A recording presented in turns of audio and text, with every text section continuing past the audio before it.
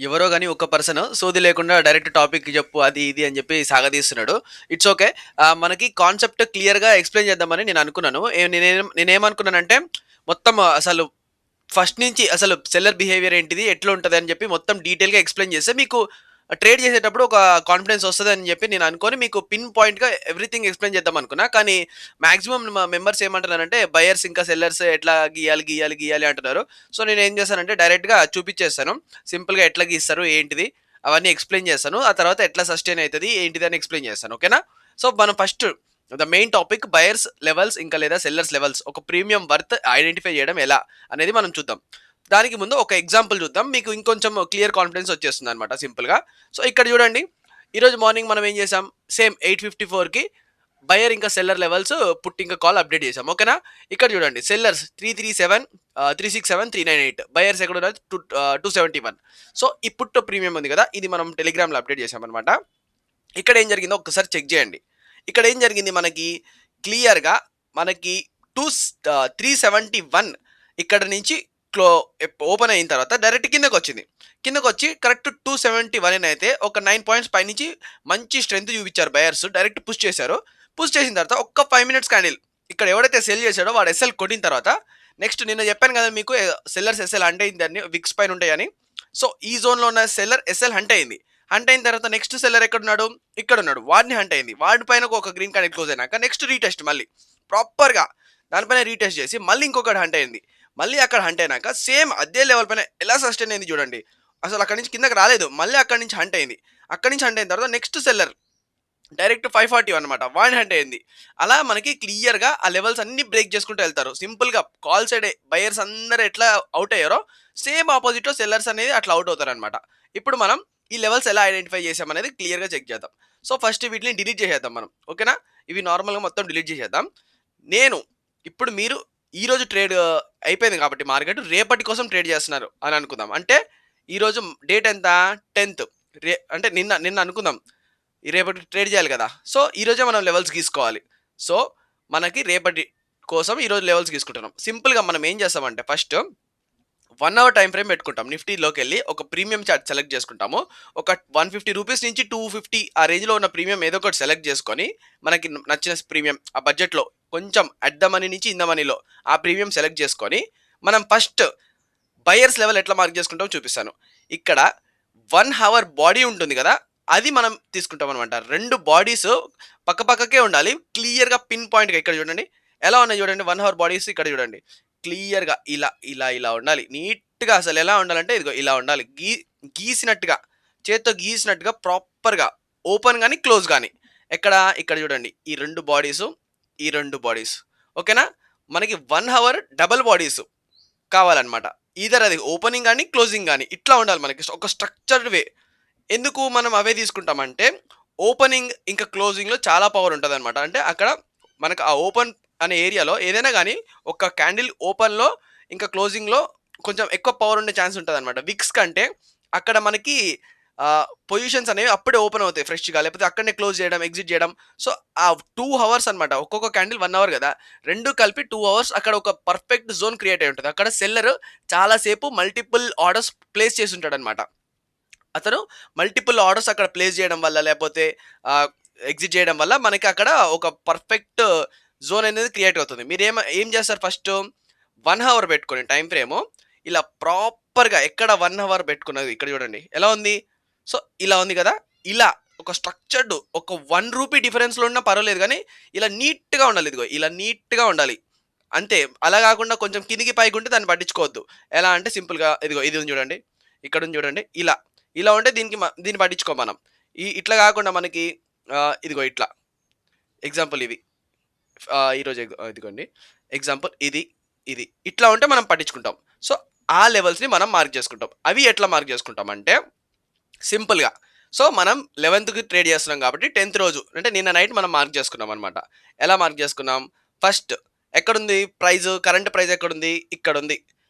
293 దగ్గరుంది. So, 293 కింద price ఉంటే ప్రైస్‌కి కింద ఉండేవన్నీ మనకు తెలిసిందేంటిది సపోర్ట్. ఆ సపోర్ట్‌ని మనం ఏం పెట్టుకుంటాం? బయర్స్ అని పెట్టుకుంటాం. ప్రైస్‌కి పైనుంటే అది సెల్లర్స్. ఓకేనా? ఇది సింపుల్ కాన్సెప్ట్. ప్రైస్కి పైన ఉండేవన్నీ రెసిస్టెన్స్, కింద ఉండేవన్నీ సపోర్టు. సో ఆ రెసిస్టెన్స్ ప్లేస్లో సెల్లర్ అని పెట్టుకుంటాం, కింద ఉండేవన్నీ బయర్ అని పెట్టుకుంటాం. సో ఇప్పుడు మనకి ఒక 1 అవర్ బాడీ ఉన్న క్యాండిల్స్ ఎక్కడ ఉన్నాయో చూద్దాం. విక్స్ పట్టించుకోవద్దు. విక్స్ ఎందుకంటే అవి పొజిషన్ ఎగ్జిట్ అనమాట. అవి అంత ఇంపార్టెన్స్ ఉండవు. అక్కడ ఎస్ఎల్స్ ఉండే ఛాన్స్ ఉంటుంది కానీ అది అక్కడ మనకి ఆర్డర్స్ ఎక్కువ ప్లేస్మెంట్ ఉండదు అనమాట. సో ఫస్ట్ మనకి ఈ ప్రైస్ ఇక్కడ ఉంది కాబట్టి నిన్న నైట్ దీని కింద ఎక్కడుంది, నెక్స్ట్ ఇదిగో ఇక్కడ ఉంది, ఈ జోన్లో ఉంది కరెక్ట్గా ఎక్కడుందా, ఓకేనా. దీన్ని మనం మార్క్ చేసుకుందాం, ప్రాపర్గా దీన్ని మార్క్ చేసుకున్నాం. ఎంత మార్క్ చేసుకున్నాం, 271. దీనికి గ్రీన్ కలర్ ఇచ్చుకుందాం ఎందుకంటే బయర్స్ కాబట్టి గ్రీన్ కలర్లో ఉంటారు అనుకుందాం ఎగ్జాంపుల్. సో ఇది ప్రైజ్, ఇక్కడ ఇంకో ప్రైజ్ ఉంది కదా, ఈ 297 కరెంట్ మార్కెట్ ప్రైస్ అయితే దీని పైన ఉండేవని ఇంకా మనకి ఏమవుతాయి, రెసిస్టెన్స్ లేదా సెల్లర్స్ అవుతారు. సో ఇక్కడ ఒకటి పెట్టుకుందాం, ఇక్కడ డబల్ బాడీ ఉంది కాబట్టి ఇది ఒకటి పెట్టుకుందాం, ఓకే. దీనికి రెడ్ పెట్టుకుందాం ఎందుకంటే వాళ్ళు సెల్లర్స్ కాబట్టి. సో నెక్స్ట్ ఇక్కడ ఒకటి పెట్టుకుందాం, దీని పైన ఉంది కాబట్టి. ప్లస్ ఇక్కడ ఏంటంటే వెంటనే పెట్టుకోవద్దు, ఒక 30 పాయింట్స్ డిఫరెన్స్లో పెట్టుకోవాలి. ఎందుకంటే సెల్లర్ బిహేవియర్లో సెల్లరు 5 రూపాయలకి 10 రూపాయలకి ప్రీమియం సెల్ చేయడు. వాడు ఒక లాట్కి 1,00,000 రూపాయలు 2 లక్షలు పెడుతున్నాడు అంటే వాడు మినిమం ఒక 50 పాయింట్స్ 30 పాయింట్స్ ప్లస్ ఎక్స్పెక్ట్ చేస్తాడు. అందుకని మీరు ఈ పక్కనే ఇక్కడ కూడా ఉంది కదా బ్రో, ఇక్కడ కూడా ఉంది కదా బ్రో, ఇక్కడ కూడా ఉంది బ్రో, అట్లా కాదు. మీరు ఏం చేస్తారంటే మినిమం ఒక 30 పాయింట్స్ డిఫరెన్స్ ఉండాలన్నమాట. 337 టు 368 ఎంత 30 పాయింట్స్ డిఫరెన్సా, అట్లా ఒక 30 పాయింట్స్ డిఫరెన్స్లో ఉన్న జోన్స్ని మార్క్ చేసుకోవడానికి ట్రై చేయండి. పక్కనే ఉండేవి మార్క్ చేసుకోవద్దు, ఓకేనా. సో ఇక్కడ అయిపోయింది. సో ఇక్కడ చూడండి, ఇక్కడ ఎంత ఉంది, 420 ఉంది. ఇది కూడా ఒక సెల్లర్ జోనే కానీ మనకి ఇక్కడ ఎంత పాయింట్ డిఫరెన్స్ ఉంది, జస్ట్ 20 పాయింట్స్ ఉంది. అందుకే మనం దీన్ని మార్క్ చేసుకోలేదు. సో ఇప్పుడు మనకి 3 లెవెల్స్ దొరికినాయి, సెల్లర్స్వి, బయర్స్వి, ఇంకా కింద ఉన్నాయి. సో ఇక్కడ ఒకటి అనమాట, ఇక్కడ ఒకటి ఉంది, ఇక్కడ 242 ఇది బయర్ అనమాట. ఇలా మనం ఒక బయర్ జోన్ని సెల్లర్ జోన్ని మార్క్ చేసుకుంటాం. ఇక్కడ చూడండి 1 అవర్ టైం ఫ్రేమ్లో పక్కకే ఉన్నాయి అనమాట. ఇది కొంచెం దూరం ఉంది కానీ ఈ రెండు కొంచెం పక్కకే ఉన్నాయి. సో నెక్స్ట్ ఇంకొకటి ఇక్కడ వస్తుంది, దీని దగ్గర 210 దగ్గర, ఇది ఒక 30 పాయింట్స్. సో ఇప్పుడు మనకి బయర్ జోన్స్ ఒక 3 దొరికినాయి, సెల్లర్ జోన్స్ ఒక 3 దొరికినాయి, ఇంకా పైన ఒకటి ఉంది, ఇది ఒకటి ఉంది. సో ఇది ఒకటి సెల్లర్ జోన్, ఓకేనా. ఇది ఒక సెల్లర్ జోన్, దీన్ని రెడ్ కలర్ పెట్టుకుందాం.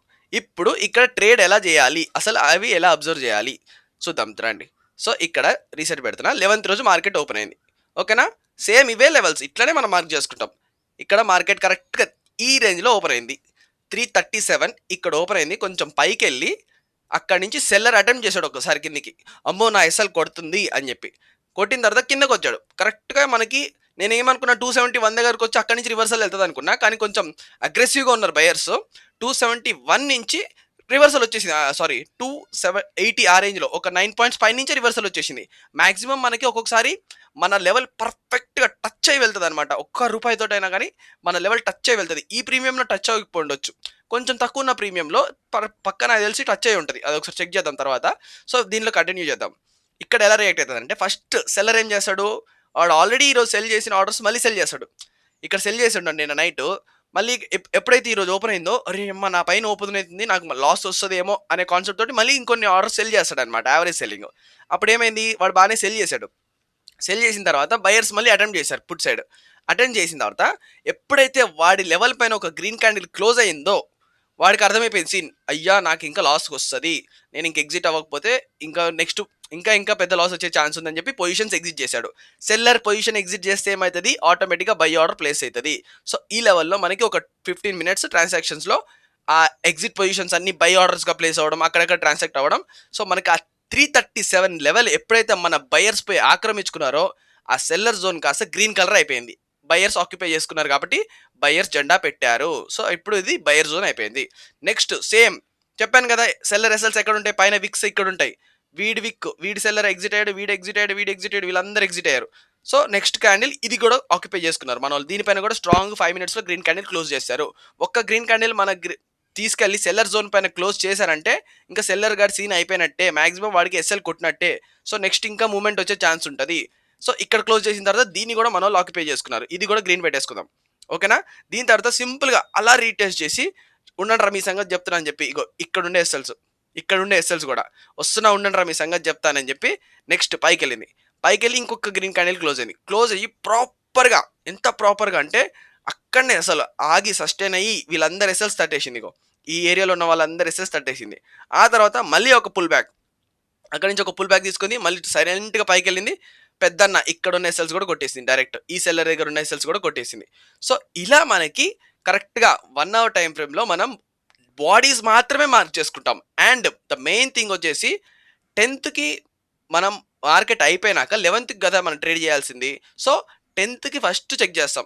రీసెంట్‌గా మనకి ఏమైనా ఉన్నాయా? ఇప్పుడు ఇంకా క్లియర్‌గా ఎక్స్‌ప్లెయిన్ చేస్తాను. 10థ్‌కి మనకు మార్కెట్ క్లోజ్ అయిపోయింది. సో రేపటి కోసం చేస్తున్నాం అన్నట్టుగా. అంటే 10థ్‌కి మనం ఫస్ట్ రీసెంట్‌వి చూడాలి. రీసెంట్‌వి ఏమున్నాయి? ఇప్పుడు ఇక్కడ ఉంది కదా! డైరెక్ట్ దీనికి వెళ్ళిపోకూడదు. ఇక్కడ 337 ఉందనుకో డైరెక్ట్ దానికి వెళ్ళిపోకూడదు. ఫస్ట్ ఈరోజు 10థ్‌కి ఇక్కడ దగ్గరలో ఏమైనా ఉన్నాయా? ఏమున్నాయి? అవి చూసుకోవాలి. ఫస్ట్ అవి మార్క్ చేసుకోవాలి. అవి మార్క్ చేసుకున్నాక అది కూడా 30 పాయింట్స్ డిఫరెన్స్ కూడా చెక్ చేసుకోవాలి. అది చెక్ చేసుకొని ప్లస్ ఇది చెక్ చేసుకోవాలి. ఏంటిది? రీసెంట్‌గా అంటే 10థ్‌లో లేకపోతే 9థ్‌లో లేకపోతే 8థ్ అలా ఒక డిసెండింగ్ ఆర్డర్ వైస్ వెళ్ళాలన్నమాట. డైరెక్ట్‌గా ఇక్కడ ఏం లేవు ఇక్కడ ఉన్నా గాని పట్టించుకోకుండా ఇక్కడ దూరంగా ఒకటి ఉంది ఇక్కడ పెట్టేస్తా. దూరంగా ఇక్కడ ఒకటి ఉంది అట్లా పెట్టేస్తా అనకూడదు. ఎందుకంటే రీసెంట్‌గా ఫార్మ్ అయిన కొత్త లెవెల్స్‌లోనే వాళ్ళ యాక్టివిటీస్ ఎక్కువ ఉంటాయి. ప్లస్ వాళ్ళ ఆర్డర్స్ ఫ్రెష్ ఆర్డర్స్ కూడా ఉంటాయి కాబట్టి వాళ్ళు అక్కడే ఎక్కువ ఇంపార్టెన్స్ ఇస్తారనమాట. సో ఇలా మనం ఒక బయర్ లెవెల్, ఇంకో సెల్లర్ లెవెల్ ఇవనేవి ఐడెంటిఫై చేస్తాం. సో వీటిపైన ట్రేడ్స్ మనం ఇలా ప్రాపర్‌గా వచ్చి ఎప్పుడైతే ఒక 5 మినిట్స్ క్యాండిల్ క్లోజ్ అయిందో సెల్లర్ పైన అక్కడ మనం ఎంట్రీ తీసుకుంటాం అనమాట. సేమ్ బయర్ పైన ఎట్లా ఎంట్రీ తీసుకుంటాం బ్రో అంటే ఎప్పుడైతే ప్రీమియం వచ్చి కరెక్ట్‌గా ఇక్కడ ఇట్లా విక్కేస్తదనమాట. ఇదిగో ఇలా వచ్చి విక్ క్యాండిల్ కాదు విక్కేస్తది ఇట్లా. ఇది క్యాండిల్ కాదు విక్కేసిద్ది. అంటే ఏం జరుగుతుంది అక్కడ? సెల్లర్ ఎగ్జిట్ అవుతున్నాడు. ప్రాఫిట్ బుక్ చేసుకుంటున్నాడు. 337 దగ్గర సెల్ చేసిన వాడు కిందకొచ్చిన తర్వాత 272 దగ్గర ఎగ్జిట్ అవుతున్నాడు. అందుకే కింద నుంచి ఇట్లా విక్ వస్తది. అక్కడ సెల్ చేసినోడు కిందకొచ్చి బై కొట్టంగానే ఆ కింద ఫోర్స్ ఇట్లా తంతదనమాట పైకి. ఆ ఫోర్స్‌కి ప్రీమియం అనేది ఇట్లా పైకెళ్ళంగానే విక్ అనేది ఫార్మ్ అయితది. విక్కులు ఫార్మ్ అయ్యేది అందుకే. కింద నుంచి విక్కులు ఫార్మ్ అయితుందంటే ఎవడో ఎగ్జిట్ అయినట్టు. పైనుంచి విక్కులు ఫార్మ్ అవుతున్నాడంటే ఎవడో సెల్ ఆర్డర్ ప్లేస్ చేసినట్టు. లేకపోతే ప్రాఫిట్ బుకింగ్ చేసుకుంటున్నట్టు. ఇలా మనం అర్థం చేసుకోవాలన్నమాట. సో ఇప్పుడు మీకు కొంచెం క్లియర్‌గా అర్థమైంది అనుకుంటున్నాను. లెవెల్స్ ఎలా గీయాలి? ఆ తర్వాత వాటిని ఎట్లా మనం అర్థం చేసుకోవాలి? ఒక లెవెల్ బ్రేక్ అయిన తర్వాత నెక్స్ట్ సెల్లర్ ఎలా భయపడతాడు? ఆల్రెడీ నేను ఆ సెల్లర్ బిహేవియర్ మీకు చెప్పాను. సో ఇది అయితే ఈరోజు వీడియో. నేను మీకు క్లియర్‌గా బయర్స్ ఇంకా సెల్లర్స్ ఎలా లెవెల్స్ ఎలా ఐడెంటిఫై చేయాలి అని మీకు ఎక్స్‌ప్లెయిన్ చేశాను. ఐ హోప్ మీకు యూస్‌ఫుల్ అయితది అనుకుంటా. మీరు ఎక్కడ పడితే అక్కడ కొనకుండా ఇంపార్టెంట్ జోన్స్‌ని అబ్జర్వ్ చేసుకొని బయర్స్ ఇంకా సెల్లర్స్ ఎక్కడున్నారో ఐడెంటిఫై చేసుకొని జాగ్రత్తగా రిస్క్ తీసుకొని దయచేసి మీ క్యాపిటల్‌ని మీరు కాపాడుకోండి. అనవసరంగా అయితే రిస్క్ చేయొద్దు. సో నేను ఇదే చెప్దాం అనుకుంటున్నా. కొంతమంది నెగెటివ్ కామెంట్స్ పెడుతున్నారు. సోది చెప్తున్నాడు అది ఇదని. వాళ్ళకి నాకు తెలిసి సబ్జెక్ట్ అంత ఇంట్రెస్ట్ లేదనుకుంటా. వాళ్ళకి డైరెక్ట్ ఏందంటే ట్రేడ్ కావాలనుకుంటా. డైరెక్ట్ ట్రేడ్ తీసుకొని ప్రాఫిట్లు వస్తే చాలు అన్న లెవెల్‌లో ఉన్నారు. సో వాళ్ళకి రియల్ మార్కెట్ గురించి తెలియకపోతే అట్లనే ఉంటది. ఎండ్ ఆఫ్ ద డే లాస్‌లు వచ్చిన తర్వాత కుయ్యో ముర్రో అని చెప్పి వాళ్ళే ఎక్కడొకక్కడ లెర్నింగ్స్ కోసం వెళ్తారు. సో ఇదైతే నేను చెప్పాలనుకుంటున్నాను. నేను ఇంకా దీంట్లో వేరే ఎపిసోడ్ అయితే పెట్టాలనుకోవట్లేదు కూడా. ఎందుకంటే ఫ్రీగా షేర్ చేసేసరికి నన్ను అంత రెస్పెక్ట్ ఇవ్వట్లేదు అనిపిస్తుంది. చూద్దాం టెలిగ్రామ్‌లోనే నేను మొత్తం చూసుకుంటాను. మీకు కావాలంటే టెలిగ్రామ్‌లో జాయిన్ అయ్యి చెక్ చేసుకోండి. థాంక్ యూ సో మచ్ అండి. Thank you.